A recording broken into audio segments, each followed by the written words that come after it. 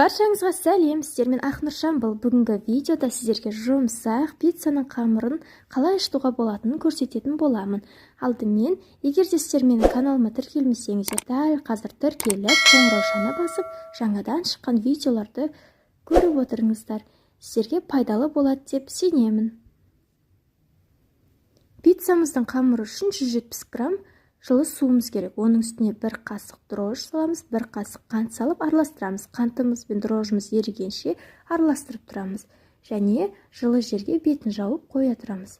Біздің апарымыз көбіктеніп көтерілген уақытысында біз нанымызды илейтін боламыз.